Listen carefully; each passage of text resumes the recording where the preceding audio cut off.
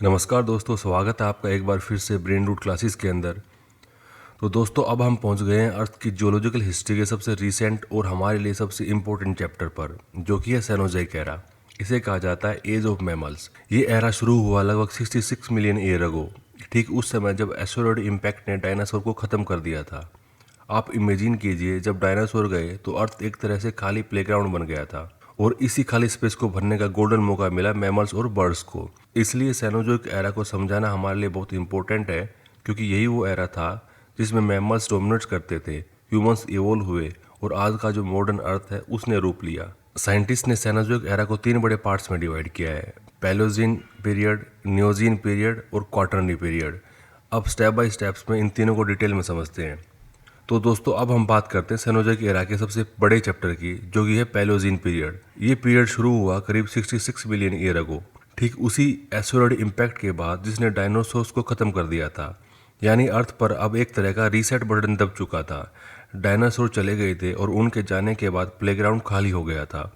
अब इस खाली जगह को भरने का मौका मिला मैमल्स और बर्ड्स को। यही वह वजह है कि पैलियोजीन को अक्सर रिकवरी फेज और न्यू एक्सपेरिमेंट फेज कहा जाता है। सबसे पहले मैमल्स की कहानी देखते हैं। पहले ये मैमल्स बहुत छोटे और सिंपल थे, लेकिन पैलियोजीन में उन्होंने अलग अलग नीश ऑक्यूपाई करना शुरू किया। कुछ ट्री क्लाइंबर्स बने, जैसे अर्ली प्राइमेट्स जो ब्रांच पर जंप करते थे।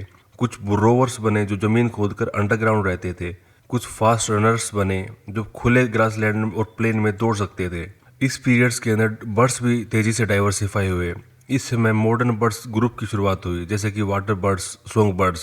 उसके अलावा फ्लाइट और फीडिंग हैबिट्स के भी नए अडेप्टेशन इस टाइम पीरियड के अंदर आते हैं। पैलियोजीन बर्ड्स ने स्काई में वो जगह भर दी जो कभी फ्लाइंग रैप्टर्स जैसे कि पेट्रोसोरस ऑक्यूपाई करते थे। अब ओशन की तरफ देखते हैं। डायनासोर एज में ओशन में बड़े रेप्टाइल्स रूल करते थे, जैसे कि मोसासोरस और पैलियोसोरस।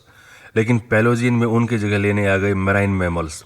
वेल्स और डॉल्फिन जैसे एनिमल इवोल्व होने लगे। शुरुआत में छोटे थे, लेकिन आगे चलकर ये अर्थ के सबसे बड़े क्रिएचर्स बने।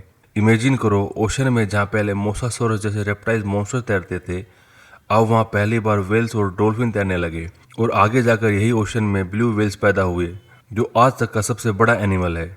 अगर बात करें क्लाइमेट और वेजिटेशन की, पैलियोजीन का क्लाइमेट शुरू में वार्म था। डेंस ट्रॉपिकल फॉरेस्ट फैले हुए थे, जहाँ हर तरह के मैमल्स और बर्ड्स अपने नए एक्सपेरिमेंट्स कर रहे थे।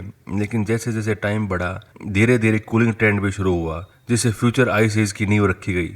तो पैलियोजीन को आप एक ट्रायल पीरियड समझ सकते हैं। जैसे कोई कंपनी नया प्रोडक्ट लॉन्च करके देखती है कि कौन सा सक्सेसफुल होगा, वैसे ही मैमल्स और बर्ड्स अलग अलग फॉर्म्स ट्राई कर रहे थे। कुछ सर्वाइव किए, कुछ एक्सटिंक्ट हो गए, लेकिन यही एक्सपेरिमेंट आगे चलकर हमें प्राइमेट्स, वेल्स और मॉडर्न बर्ड्स तक लेके जाते हैं। तो दोस्तों, अब हम पहुंच गए हैं सेनोजोइक एरा के दूसरे बड़े चैप्टर पर, नियोजीन पीरियड पर।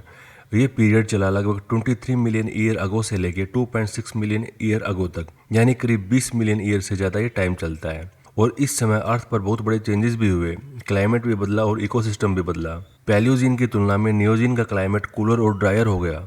डेंस ट्रॉपिकल फॉरेस्ट जो थे वो पीछे हट गए। उनकी जगह ग्रासलैंड्स और ओपन सवाना फैलने लगे। ग्रासलैंड फैलने का मतलब था नए प्रकार के एनिमल्स का राइज, जो कि ग्रेजिंग एनिमल्स थे। ग्रेजिंग एनिमल्स जैसे हॉर्स, एंटीलोप्स, कैमल्स और कैटल इस समय डेवलप हुए। इनके टीथ और डाइजेस्टिव सिस्टम घास खाने के लिए अडेप्ट हुए। इस समय अर्थ पर कई बड़े मैमल्स भी आए। एलिफेंट और उनके एंसेस्टर जिनके टस्क और ट्रंक डेवलप होने लगे। राइनासोर्स और कैमल जो ग्रासलैंड और डेजर्ट में अडेप्ट हुए। उसके अलावा जिराफ के एंसेस्टर जिनकी लंबी नेक घास खाने के लिए इवोल्व हुई। नियोजीन के लैंडस्केप को आप आज मॉडर्न अफ्रीका सवाना जैसा इमेजिन कर सकते हो, जहां एक तरफ एलिफेंट घूम रहे हैं, दूसरी तरफ जिराफ ऊंचे पेड़ों से पत्ते तोड़ रहे हैं, और साथ में एंटीलोप्स के बड़े झुंड दौड़ रहे हैं। लेकिन जहां इतने ग्रेजर्स थे, वहां प्रेडेटर्स भी होने जरूरी थे। इस समय कैट्स, डॉग्स, बियर्स और हाइना जैसे कार्निवोर्स डाइवर्सिफाई हुए। सैबर टूथ कैट्स जैसे फियरसम हंटर भी इस समय फलिस्ट हुए।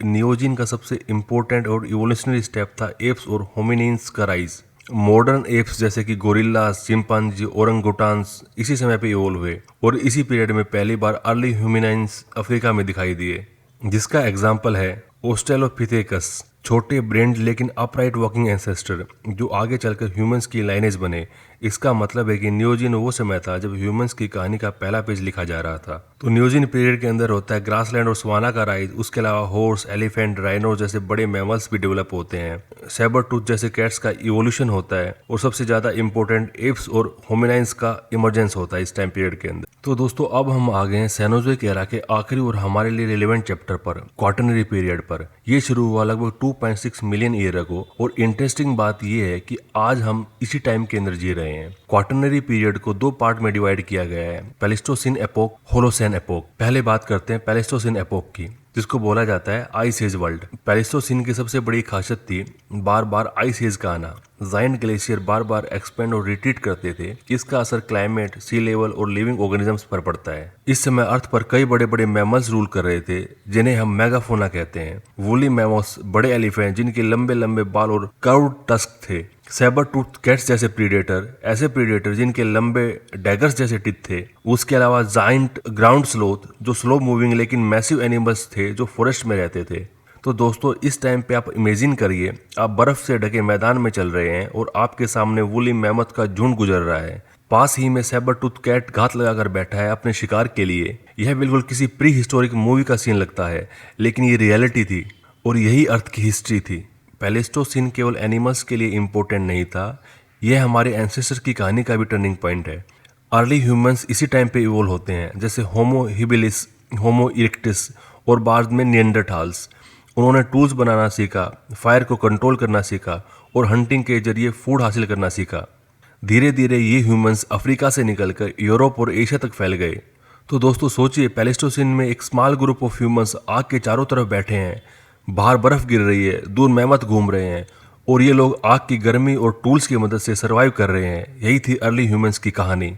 तो दोस्तों प्लेस्टोसिन इपोक आइस एज का समय था, जिसके अंदर जायंट मैमल्स का इवोल्यूशन होता है और साथ में ही हमारे एंसेस्टर्स का राइज भी होता है। यहीं से ह्यूमन हिस्ट्री शुरू होती है और अगले स्टेप में यानी होलोसिन एपोक में हम देखेंगे एग्रीकल्चर, सिविलाइजेशन और फाइनली मॉडर्न सोसाइटी का बर्थ। तो दोस्तों अब हम पहुंच गए हैं क्वाटरनरी पीरियड के दूसरे और सबसे इंपॉर्टेंट हिस्से पर, जो कि है होलोसिन एपोक। ये शुरू हुआ करीब 11,700 ईयर अगो, यानी आइस एज के खत्म होने के तुरंत बाद। और इंटरेस्टिंग बात यह है कि हम आज भी होलोसिन एपोक में जी रहे हैं।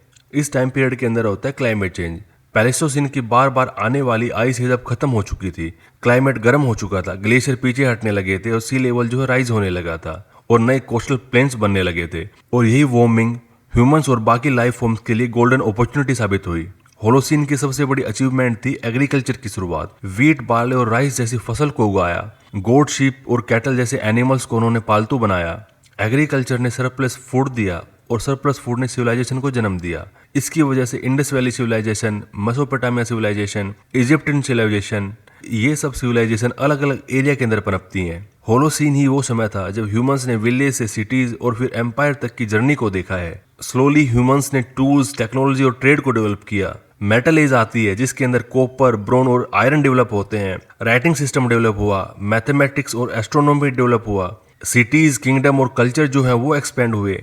होलोसीन को आप इमेजिन कर सकते हो एक लंबी किताब की तरह, जहाँ पहले पेज पर एग्रीकल्चर है, मिडिल पेज पर सिविलाइजेशन का राइज होता है और लास्ट पेज में टेक्नोलॉजी, इंडस्ट्री और फाइनली मॉडर्न वर्ल्ड डेवलप होता है। होलोसीन में मॉडर्न ह्यूमंस जो कि होमोसेपियंस हैं, जो लगभग 3 लाख ईयर से एग्जिस्ट कर रहे थे, अब पूरे अर्थ पर डोमिनेट करने लगे। उन्होंने हर कॉन्टिनेंट पर अपनी सेटलमेंट बनाई, नेचर को मॉडिफाई किया, फॉरेस्ट को क्लियर किया और रिवर्स को जो डाइवर्ट किया और आज की मॉडर्न सिटीज और ग्लोबल सोसाइटी क्रिएट कर दी। तो दोस्तों होलोसीन एपोक असल में ह्यूमंस का सिविलाइजेशन चैप्टर है। इसके अंदर आइस एज खत्म होती है, क्लाइमेट गर्म होता है, उसकी वजह से एग्रीकल्चर की शुरुआत होती है और एग्रीकल्चर जन्म देती है सिविलाइजेशन को, और सिविलाइजेशन की वजह से टेक्नोलॉजी और सिटीज की डेवलपमेंट होती है और आज ह्यूमंस ने पूरे प्लेनेट पर अपनी डोमिनेंस को एस्टेब्लिश कर दिया है। सिंपल वर्ड्स में कहें तो होलोसीन वो टाइम है जिसने हमें हंटिंग ट्राइब से मॉडर्न ह्यूमन बनाया। दोस्तों अगर आपको ये टॉपिक अच्छा लगा हो तो कमेंट कर जरूर बताएं, अपने दोस्तों के साथ शेयर करें और बेल आइकन को दबाना बिल्कुल ना भूलें, ताकि हर नई लेक्चर की नोटिफिकेशन आपको टाइम पर मिलती रहे।